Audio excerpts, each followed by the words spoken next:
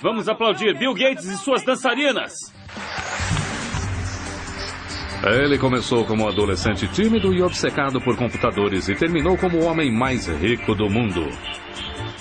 Ele nunca curtiu o estilo de vida dos ricos e famosos. Você sente que o dinheiro é quase um aborrecimento para ele. William Henry Gates III, a maioria o chama apenas de Bill Gates, construiu um império ao pensar de uma maneira completamente nova. Eu não tenho dúvida de que em 100 anos as pessoas vão falar dele como falam do Rockefeller, do Carnegie e de Ford, como uma pessoa que transformou uma era. Agora, após liderar a revolução digital e enfrentar muitas batalhas de antitrust contra o governo, Bill Gates é um homem diferente do que era alguns anos atrás. Ele é um pai dedicado e um ávido jogador de golfe que por acaso tem uma fortuna de 100 bilhões de reais. Ele poderia se acomodar com a fama, mas este não é o estilo de Bill Gates. O que faz Gates ser tão competitivo é que ele se diverte com isso. Ele vê isso como um jogo emocionante, como aqueles que ele jogava quando era um garoto. Ele é querido e respeitado, odiado e insultado, mas o que nem seus inimigos nem seus fãs podem negar é o impacto que Bill Gates causou na nossa era. Os valores que fizeram de Bill Gates um dos titãs do mercado do século XX vêm de suas raízes do Noroeste. O bisavô de Bill Gates, J.W. Maxwell, fundou o First National Bank em Seattle. Os Maxwells faziam bom uso de seus privilégios e de sua posição social, mas nunca ostentaram sua riqueza. O seu filho Willard, que também era banqueiro, e a sua esposa Adele, apaixonada por jogos de cartas, estavam entre os maiores líderes civis de Seattle. A sua única filha, Mary, era uma garota cheia de vida e muito inteligente, que se tornou uma líder estudantil na Universidade de Washington. Atlética e sociável, às vezes chamavam Mary Maxwell de Sorriso. Seu entusiasmo e sua energia afetavam todos à sua volta. Geralmente há um pequeno grupo que está sempre no meio da ação. Mary era uma dessas. Mary não se deixava influenciar. Era direta, charmosa, mas profundamente determinada. Foi na universidade que Mary Maxwell conheceu e se apaixonou por um estudante quieto e estudioso, Bill Gates Jr., que se tornaria um dos advogados de maior sucesso de Seattle. Quando Bill e Mary se casaram em 1951, ela decidiu desistir da sua carreira de professora para cuidar de sua família e dedicar mais tempo à caridade. O primeiro dos 3 filhos de Gates, Christy, nasceu em 1953. Depois dela veio seu irmão, Bill Gates III, nascido em 28 de outubro de 1955. Ele recebeu o apelido de Trinca. Isso aconteceu porque ele se chamava William Gates III. E os jogadores de carta na família pensam em tudo com o número 3 como uma trinca. Então ficou Trinca. A sua mãe tinha uma relação muito próxima com Bill desde o começo. Ela chegou a levá-lo às palestras que fazia como voluntária nas escolas de Seattle.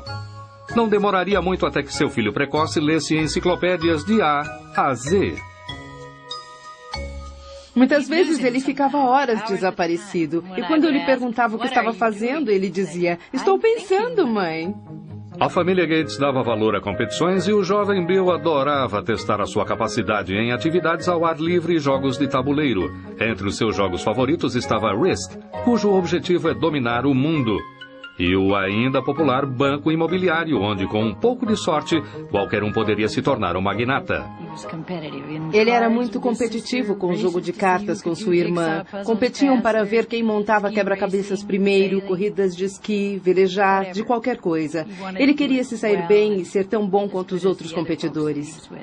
Todos os verões, os Gates iam para sua casa no canal Hood que chamavam de T-Rio.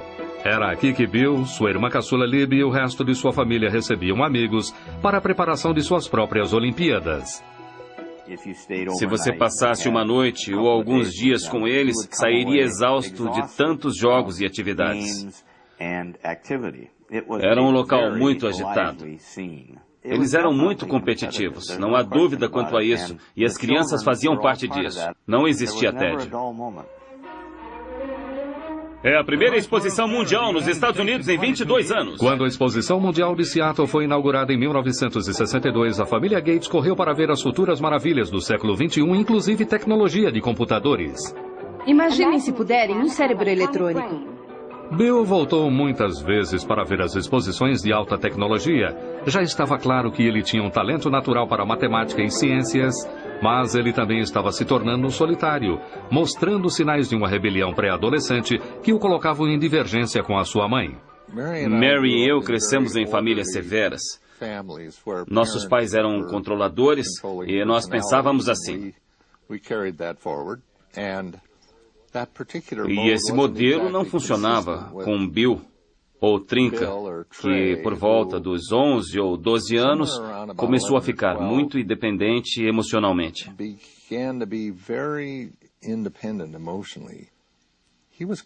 Ele queria decidir sozinho o que iria e não iria fazer. E isso foi muito difícil para nós, especialmente para Mary. Ele estava um pouco perdido. Ele estava inquieto na escola. Não sabia exatamente como queria passar o seu tempo. É claro que era muito inteligente, um garoto brilhante, mas estava sem rumo. E ele fez aconselhamento naquela época e também mudou de escola. Apesar de acreditarem na educação pública, os pais de Bill acharam que ele encontraria mais rumo e disciplina em Lakeside, a melhor escola particular de Seattle. E ele começou a desabrochar em Lakeside. Ele era excelente em matemática, era ótimo em todas as matérias e era um incrível aluno de teatro. Ele se interessava pela leitura de todos os tipos de livros e coisas assim. E ele não era apenas voltado à matemática e à ciência. Ele tinha interesses bem vastos. Quando Bill começou o ensino médio em 1969, o programa espacial americano estava no seu auge. Apollo 11 havia levado o homem à Lua em julho. A Águia pousou. Mas os computadores que tornaram isso possível ainda eram gigantes eletrônicos que custavam bilhões de dólares e exigiam um exército de pessoas para manuseá-los. A maioria das escolas da época não poderia comprar um computador, mas Lakeside havia feito um negócio incrível que seria decisivo para Bill Gates. Uma empresa de Seattle ofereceu o uso do seu computador através de um teletipo ligado à escola. O jovem Gates ficou fascinado pelas possibilidades daquela máquina primitiva e começou a passar todo o seu tempo livre na sala do computador. A história que contam, e que é verdade, é que ele acordava no meio da noite e saía para mexer no computador. E depois voltava, e não percebíamos que ele tinha saído. Bill Gates dividia essa obsessão com seu amigo de escola Paul Allen, que não poderia ser mais diferente de Gates. Ele não era apenas 2 anos mais velho, mas também muito maior. Enquanto Allen era quieto e meditativo por natureza, Bill podia ser estridente e confrontador. Apesar disso, essa dupla estranha estava destinada a fazer história. Enquanto estudava na prestigiosa escola Lakeside, Bill Gates conheceu Paul Allen, um veterano que dividia sua obsessão por computadores. Eles ficaram amigos escrevendo código de software juntos e também eram competitivos, Paul Allen e Bill Gates. Às vezes eles brigavam. Em uma ocasião, Paul Allen expulsou o Bill Gates, que era um pouco mais novo, do grupo que tinham para escrita de código de software. Mas depois percebeu que não conseguiria fazer sem ele e Gates disse: "Estou feliz por ter voltado, mas agora estou no comando." Em 1970, quando Bill tinha apenas 15 anos, ele e Paul Allen entraram no mercado juntos. Os dois garotos lucraram R$40 mil com o Traffic Data, um programa de computador que criaram para medir o volume de tráfego da cidade de Seattle. Apesar de Bill ter a vantagem do dinheiro de sua família, ele estava determinado desde o começo a fazer a sua própria fortuna. O pai de um dos amigos do Bill dizia que ele tinha um bom olfato para dinheiro. Mesmo quando era criança, ele sabia o valor de um contrato. Ele tinha até um contrato para usar a luva de beisebol de sua irmã mais velha, que estava assinado como um documento legal. No verão de 1972, aos 17 anos, Bill foi para Washington, D.C. para trabalhar como um mensageiro do Senado. Esse contato com políticos e governadores lhe seria útil no futuro. Quando voltou para casa, naquele outono, ele tirou licença da escola, quando ele e Paul Allen conseguiram seu primeiro trabalho para uma empresa de computadores. Eles começaram a falar em abrir a sua própria empresa, mas os Gates insistiam que seu filho terminasse o ensino médio e fizesse uma faculdade. A mãe dele se preocupava por ele não ser muito atirado socialmente. Bom, talvez ele fosse, mas ele tinha outras coisas em mente. E ele não era rude, não era grosseiro. Ele só seguia um caminho diferente. Mas sua genialidade tinha outros planos. Bill se formou em Lakeside em 1973 e seus pais receberam com orgulho a sua aceitação na Universidade de Harvard. Assim, ele deixou Seattle e foi para o leste, para Cambridge, em Massachusetts. Como calouro em Harvard, ele chegou a pensar em se preparar para uma carreira no direito, mas nenhum curso inspirava tanto a sua imaginação quanto seu trabalho com computadores. Bill era uma pessoa muito determinada a fazer aquilo que lhe interessava fazer. Aquilo que não lhe interessava muito, que normalmente incluía suas matérias acadêmicas, ele tendia a levar adiante e passar apenas com talento. Eu lembro que havia um curso de introdução à literatura grega e, se me lembro bem, ele não havia feito nenhum trabalho dessa matéria o ano inteiro.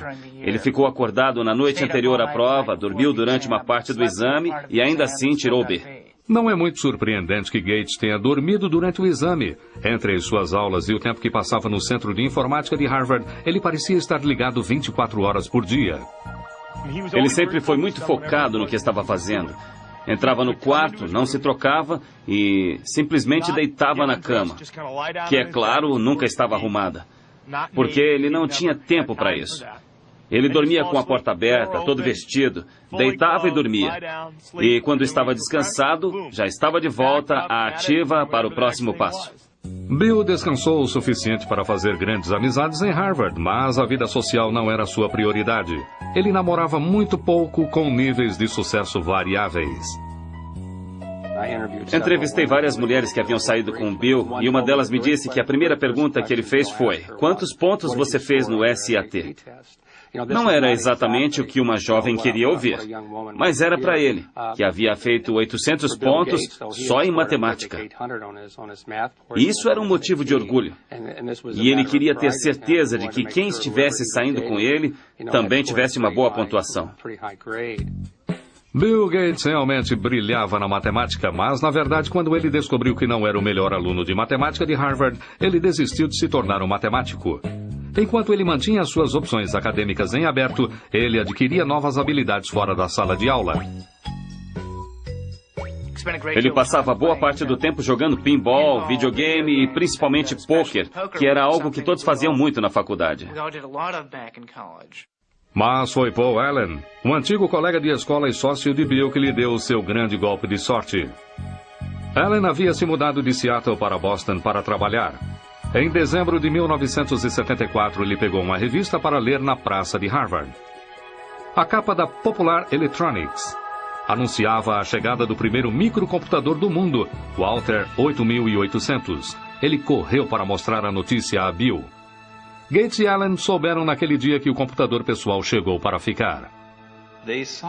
Eles viram que aquilo teria muito poder e uma dinâmica incrível para a sociedade e reconheceram o momento. O Altair foi criado por uma pequena empresa em Albuquerque, no Novo México, não muito longe do antigo campo de teste atômico de Alamogordo. Ed Roberts, que comandava a empresa, procurava por alguém que criasse um software que rodasse no seu pequeno e exclusivo computador. Gates e Allen o convenceram de que poderiam fazer isso e trabalharam dia e noite no Centro de Informática de Harvard por 2 meses. Em fevereiro de 1975, Paul Allen foi a Albuquerque para testar o programa que ele e Gates haviam terminado. Quando carregou o Altair, com o que Bill Gates chamou de o código mais animal que eu já escrevi, ele funcionou. A importância daquele momento iria mudar Bill Gates e a indústria de softwares para sempre. No verão de 1975, Bill Gates, agora com 19 anos, e seu sócio Paul Allen fundaram a Microsoft. O trabalho com Altair, da empresa de computadores de Ed Roberts, se tornou tão exaustivo que Bill abandonou Harvard logo antes do último ano e se mudou para Albuquerque. A mãe de Bill ficou decepcionada com a escolha do filho. Dissemos a ele que havíamos guardado algum dinheiro para sua faculdade e que, se ele não terminasse em alguns anos, usaríamos o dinheiro para outras coisas. Naquele momento, ele nos assegurou que ficaria bem, que pagaria ele mesmo a faculdade, caso quisesse voltar. Bill tinha certeza de ter feito a escolha certa, mas ganhar a vida com softwares não seria fácil.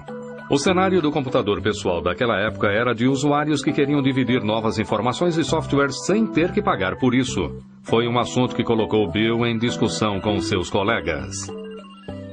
Era um bando de adolescentes e estudantes que faziam algo fora do comum.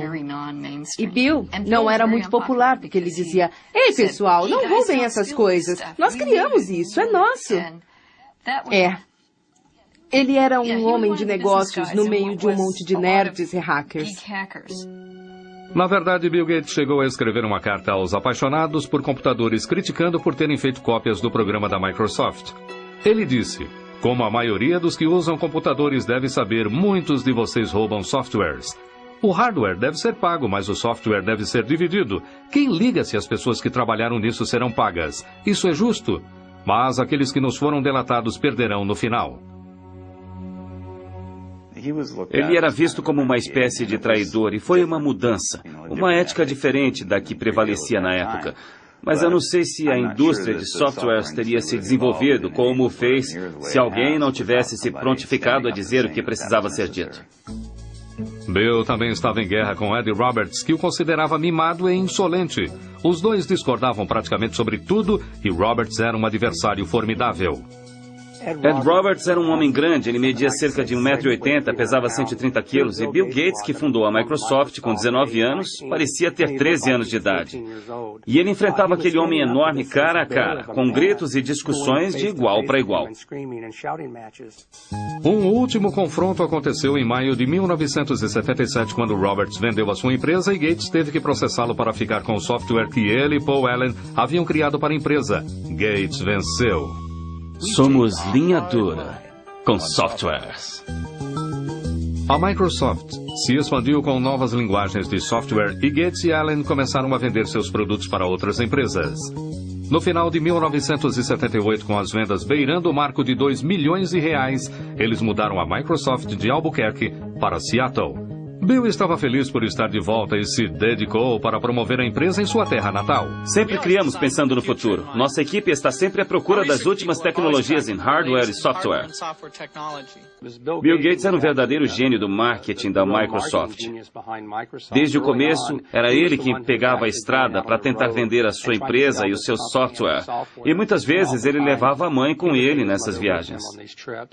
A mãe de Bill era muito respeitada e cheia de contatos e ela exerceu um papel fundamental no início de sua carreira.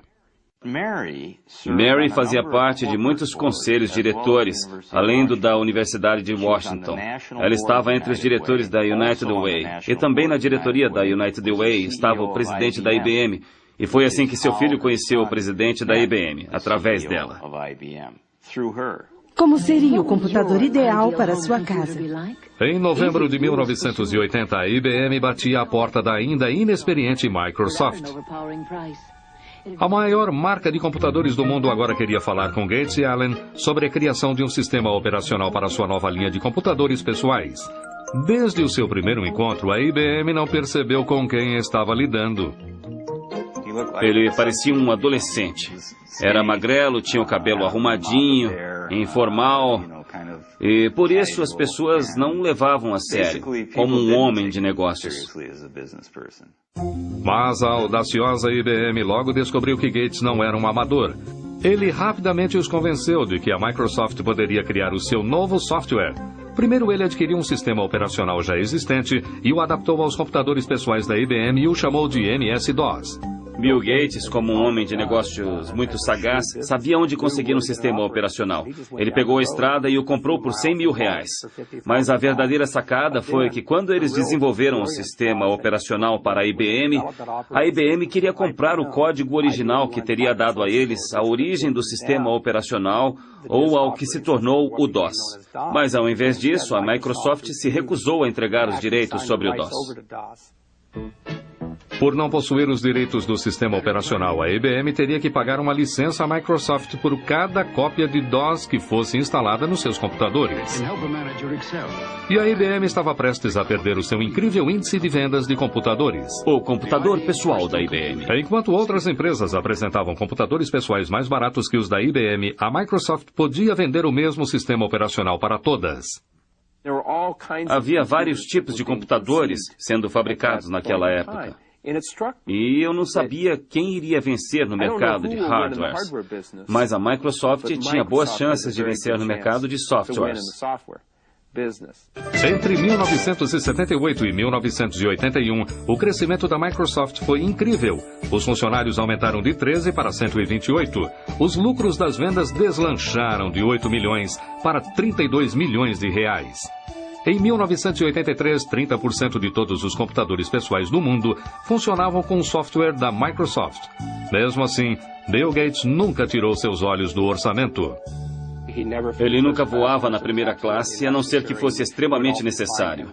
Era comum vê-lo na classe econômica com um cobertor sobre a cabeça, tentando dormir. Os seus pais lhe ensinaram muito bem, desde o começo, o valor do dinheiro e do trabalho pesado. E isso refletiu mais tarde na sua vida. Não apenas na maneira como comandava a sua vida pessoal, mas a Microsoft. O meu nome é Bill Gates, eu sou presidente da Microsoft. O começo dos anos 80 foi uma época excitante para essa indústria comandada em geral por pessoas com menos de 30 anos.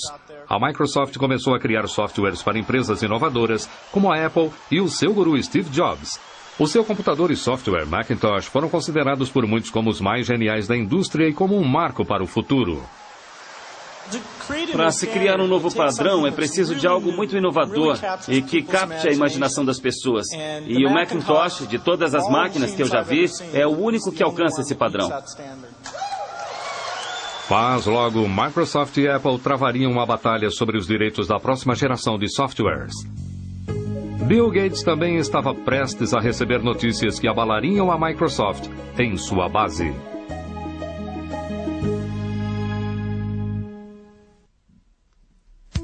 Em 1983, o futuro não podia parecer mais promissor para Bill Gates, agora com 28 anos, e para a Microsoft. A indústria de computadores pessoais estava a mil e havia uma demanda crescente de softwares. Bill Gates e Paul Allen surgiram como os príncipes da era do computador pessoal. Mas no meio da incrível ascensão da sua empresa, eles foram surpreendidos por notícias terríveis. Paul Allen, amigo e sócio de Bill desde o colégio, fora diagnosticado com linfoma de Hodgkin, uma variação do câncer. Isso trouxe uma perspectiva muito diferente para o Bill. Ele sempre foi muito agitado e exigente, e isso o ajudou de certa forma a entender os sentimentos alheios. A doença de Allen regrediu um ano depois, mas ele nunca mais acompanharia totalmente o dia a dia da Microsoft. Para dois homens na faixa dos 30 anos, que haviam criado uma empresa mundialmente importante e faturado milhões, era o fim de uma era. Eu acho que a história irá mostrar que a parceria deles era incrivelmente dinâmica. Eu costumo compará-la aos Beatles, Lennon e McCartney. As músicas que escreveram juntos são as mais marcantes e são tocadas até hoje. Eram ótimos compositores separadamente. Ainda ouvimos as músicas que cada um escreveu, mas eram melhores juntos do que se somar nos seus trabalhos. E Paul e Bill eram assim. Em 1984, Bill Gates se tornou o único rosto da Microsoft. Em abril daquele ano, ele foi apontado pela revista Time como o representante por excelência de um novo tipo de homens de negócios que entendiam tanto de tecnologia quanto de estratégias empresariais. Trabalhando com Bill, você percebe que em quase todas as reuniões e em todas as discussões, Bill sempre apresenta um perfil dos casos. Que tal isso, que tal aquilo? É como se ele fizesse uma relação de tudo o que ele acha que poderia acontecer de uma maneira muito estrutural e estudasse aquilo. Sistemas em modo de segurança muito avançados. A Microsoft era muitas vezes vista como um acampamento de matemáticos onde o estilo de gerenciamento de Gates mantinha o processo criativo funcionando e às vezes instigava sérios confrontos. O Gates mais jovem competia por tudo. Ele chamava qualquer coisa de a ideia mais idiota que já ouvi. E isso fazia parte de um teste para ver... Bom, se você discorda, me convença de que não é a ideia mais idiota do mundo. Desafiar ideias constantemente era necessário para estar no topo de uma indústria instável. Gates arrumou uma equipe que dividia a sua ética de trabalho rígido. Sempre que estávamos trabalhando no lançamento de um novo software, varávamos à noite. Há uma história sobre Bill e Miriam Lovo, a assistente dele. Ela era nova na empresa. Ela chegou numa manhã e não sabia se chamava a polícia porque tinha um cara dormindo embaixo de uma mesa. Mas na verdade era Bill. O esforço valeu a pena. A Microsoft atingiu os 280 milhões de reais em vendas em 1985. Em 1986, Gates lançou o Microsoft Windows. Este seria o programa mais conhecido da empresa. Os críticos logo notaram que o uso do mouse, além dos ícones, tinha mais do que uma leve semelhança ao sistema operacional do Macintosh da Apple, que era considerado de fácil uso. Se sabe usar o dedo, já sabe como usar. Macintosh, o computador para todos nós. A Apple dera a Gates acesso completo à sua tecnologia enquanto ele trabalhava no novo software da Macintosh. Gates havia avisado a Apple anteriormente para licenciar o seu software, mas a Apple estava mais interessada em vender computadores do que softwares, e a sugestão foi ignorada. Mais uma vez, Gates avistou uma possibilidade e a agarrou. Neste setor, nós competimos e colaboramos ao mesmo tempo. Bill conversou comigo uma vez. Ele disse, sabe que sou um competidor, então mesmo sendo seu amigo, não me dê nenhuma informação que não queira que use contra você, porque sou seu concorrente. E se você me disser algo que eu possa usar nessa competição, eu farei isso. A Apple decidiu que Gates não ficaria com parte do seu lucro e ameaçou processá-lo pelo Windows. Gates, em contrapartida, disse que ficaria com o software da Microsoft que a Apple precisava para instalar em seus computadores. No final, a Microsoft venceu a Apple no tribunal. Por fim, a Microsoft venceu ao mostrar que, apesar das similaridades operacionais dos dois computadores, cada função individual do Windows era extremamente diferente das funções individuais do Macintosh. Apesar de a primeira versão do Windows estar longe da perfeição, trouxe uma nova base financeira e criativa à Microsoft. Em 1986, Bill Gates abriu as ações da empresa. Ele possuía 45% das ações, o que fez dele um bilionário aos 31 anos. Ainda assim, Gates nunca se sentiu seguro sobre a posição de sua empresa. Ele não queria falhar. E quando você tem essa preocupação, quando você está sempre de olho no seu retrovisor para ver quem está tentando sabotar a Microsoft, num certo dia isso o consumiu. E isso, sem dúvida, fez dele o ser humano mais competitivo da indústria de computadores pessoais. E ele é guiado por uma energia incandescente. Gates também ganhava a reputação de ser cruel e algumas forças poderosas começaram a se colocar contra ele. Agora que os PCs haviam decolado, a IBM havia decidido modificar o seu sistema operacional para substituir o DOS, que era licenciado à Microsoft. Ele foi chamado de OS-2. Estávamos preocupados em saber se aguentaríamos o baque, por assim dizer, ainda mais por ser uma verdadeira pancada. A IBM era uma empresa muito poderosa, com muitas equipes de software, com muito dinheiro e com muito potencial para tirar a Microsoft do mercado operacional. Ironicamente, a Microsoft teve o seu papel no desenvolvimento do OS-2, mas Bill Gates não pensava em desistir do seu próprio software. Ele decidiu arriscar a fortuna da sua empresa e a sua própria reputação com o software Windows, para que a sua equipe continuasse a trabalhar, mesmo que isso significasse perder a IBM, o seu maior cliente. Em 22 de maio de 1990, a Microsoft lançou o Windows 3.0. Essa versão nova e aperfeiçoada logo se tornou campeã de vendas. No final das contas, o OS-2 não conquistou o mercado, deixando para a Microsoft o monopólio dos sistemas operacionais de PCs. Agora, a Comissão de Comércio Federal começava a receber reclamações de que Gates estava usando seu domínio sobre os sistemas operacionais para acabar com a concorrência, diminuindo o preço dos produtos da Microsoft. Parecia que o presidente conciliatório da Microsoft estava ganhando uma imagem de predador. Bill Gates não é um homem bruto. Ele só precisa vencer. Podia até ser uma vitória feia. Não importa. É sempre uma vitória.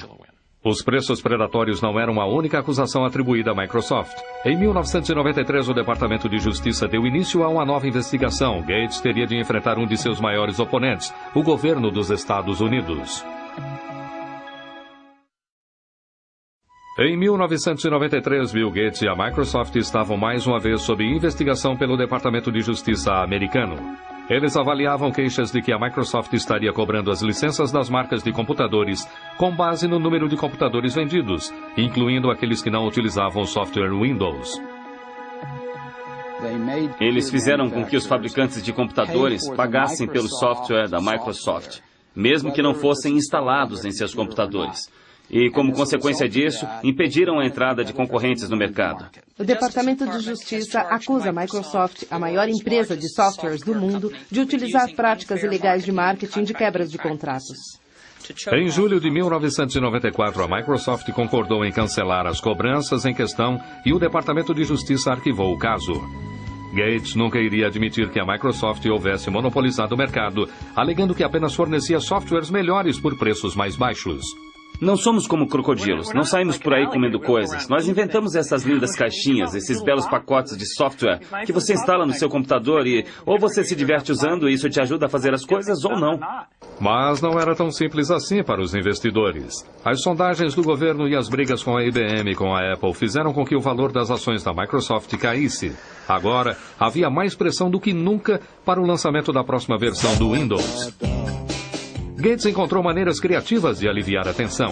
Ele apareceu nos comerciais da sua empresa com a maior arma da Microsoft, Steve Ballmer. Muitas vezes ele fazia entradas dramáticas para promover a sua empresa em convenções de software. Uma vez chegou vestido de Sr. Spock, de Jornada nas Estrelas. Gates também fundou o Microgames. Essa gincana para funcionários da Microsoft é uma reminiscência dos seus jogos de criança no canal Hood. Era como um acampamento de verão para adultos. Todos iam para a casa dele. Ele passava meses pensando quais seriam os jogos. Era como um mestre de cerimônias. Ele montava as nossas equipes com muita atenção à dinâmica das equipes e como poderíamos interagir. Nós tínhamos de participar desses jogos como os de um acampamento de verão. E eu conheci Melinda em um desses jogos. Melinda era uma moça de 28 anos formada com um MBA na Universidade de Duke. Ela havia trabalhado como executiva da Microsoft por muitos anos. Estava cada vez mais claro para a família de Bill e seus amigos que ela era a mulher com quem Gates, aos 37 anos, decidira passar o resto de sua vida. Ele namorou Melinda por bastante tempo antes de se casarem, e eu os acompanhei com o passar dos anos. Eles sempre pareceram ter uma relação especial, um nível de intimidade, de conexão intelectual que soltava faíscas. Ela é realmente uma pessoa maravilhosa, é perfeita para ele. É muito inteligente e organizada, ela o apoia e se interessa por sua família e por uma boa convivência familiar. Bill e Melinda se casaram em 1º de janeiro de 1994 no Havaí. Uma noite antes da cerimônia, Bill havia preparado uma serenata especial para Melinda. Ele fez Willie Nelson cantar na noite anterior ao seu casamento e foi uma grande surpresa. Bill se levantou e disse: "Eu amo Melinda e gostaria de cantar umas músicas para ela nesta noite, mas como eu não canto muito bem, pedi a um amigo que viesse cantar para nós." Em Melinda, Bill encontrou uma parceira que lhe dava o tipo de felicidade pela qual ele sempre procurou e alguém que entendia as demandas do seu trabalho. Mas apenas meses após o seu casamento, a alegria que Bill dividira com sua família se transformaria em desgraça. A sua mãe Mary, que havia sido a sua maior aliada, fora diagnosticada com câncer de mama. Ela morreu na manhã do dia 10 de junho de 1994. Bill correu para casa para ficar ao lado de sua mãe. Quando ele chegou em casa naquela noite, ele havia sido parado pela polícia no caminho, porque estava correndo. E é claro, o policial o reconheceu. Não era a primeira vez que era parado por correr, aliás. E o guarda olhou para ele e perguntou o que estava acontecendo, porque ele disse: "Eu estava sentado e as lágrimas corriam pelo meu rosto." E o policial disse: "E então?" E ele disse para o policial: "Eu sinto muito, a minha mãe acabou de morrer." E o policial disse: "Vá em frente, mas por favor, vá mais devagar." Então ele foi profundamente afetado pela morte da mãe, como todos nós, é claro. Nos anos seguintes, Bill passou a dar continuidade ao trabalho de sua mãe de criar uma fundação filantrópica para desenvolver grandes projetos nas áreas de saúde e de educação. Mas nem mesmo toda a sua riqueza e poder o protegeriam da crise que ele e a Microsoft teriam pela frente. Em 1995, Bill Gates, agora com 39 anos, estava estabelecido em uma nova vida de homem casado. Com a sua esposa Melinda, ele tirou férias para explorar o mundo da África até a China. Parecia agora que Bill Gates realmente tinha tudo. Este é um homem tão bem sucedido que o seu chofer é Ross Perot, senhoras e senhores. Vamos aplaudir Bill Gates e suas dançarinas.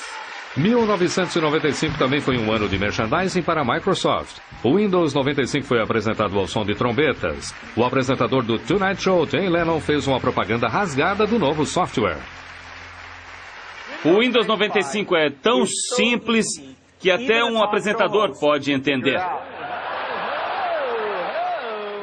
Claramente, Gates ainda era o melhor vendedor da Microsoft, mas daqui para frente não seriam apenas negócios para o chefe.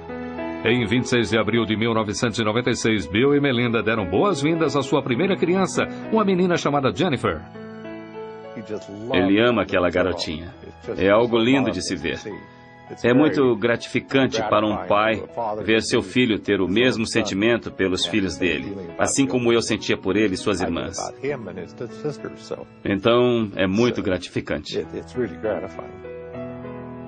Um ano após o nascimento de sua filha, Bill mudou-se com sua família para uma casa dos sonhos de 108 milhões de reais. Além dos quartos, havia uma biblioteca que abrigava um caderno de Leonardo da Vinci, pelo qual Gates pagou mais de 60 milhões de reais. Apesar de a casa servir para muitas funções empresariais, para a família Gates era apenas o seu lar. É uma casa muito familiar e aconchegante. Eu me lembro da primeira vez em que fui até lá, depois de completamente terminada, andando pela casa e vendo motocas de brinquedo por toda parte e coisas assim. Não é uma casa antisséptica, onde você tem medo de tocar qualquer coisa ou de se sentar. Enquanto a vida pessoal de Bill Gates se completava, a sua vida profissional ia se tornando frustrante. Em 1997, ele descobriu que estava muito atrasado no estrondoso mercado da internet.